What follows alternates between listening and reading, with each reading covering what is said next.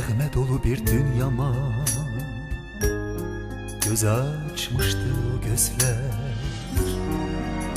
Bir ömürlük mehabbetten söz açmıştı o gözler. Niye birden yoxa çıktı o bəxtəvər gülüşlər? Niye məni belə yıxdı?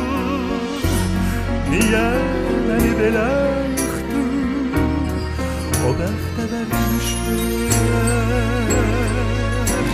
Gel gel gülüm, gel görüşək, hicranına dözməz ürək. Əsrət mənə bir dağ olar, bir dağ olar.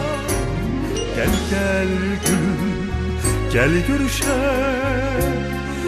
Ağlamasın salxım söğüt, ağlamasın salxım söğüt. Gözyaşları bulaq olar, gözyaşları.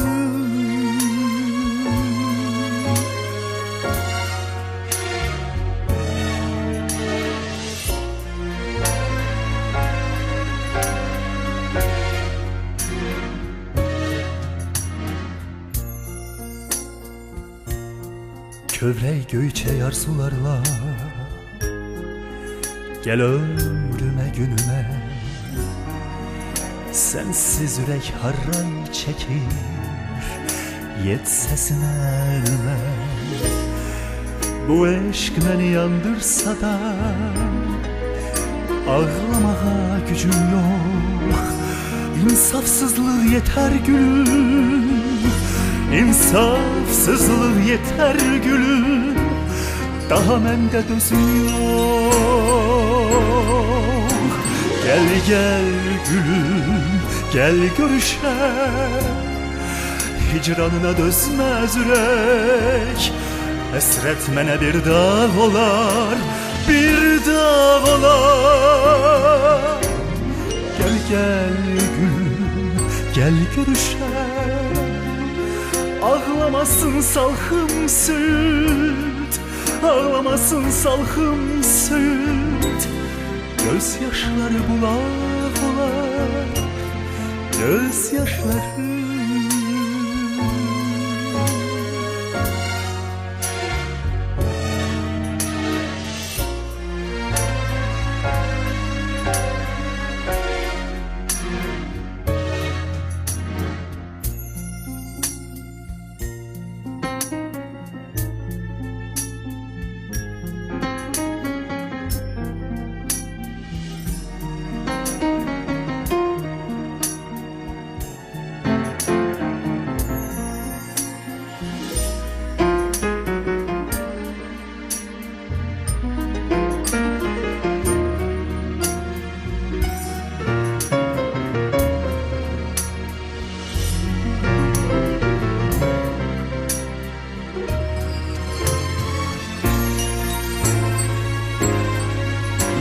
Gel gel gülüm, gel görüşək.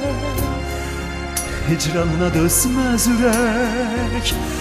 Əsrət mənə bir dağ olar, bir dağ olar. Gel gel gülüm, gel görüşək.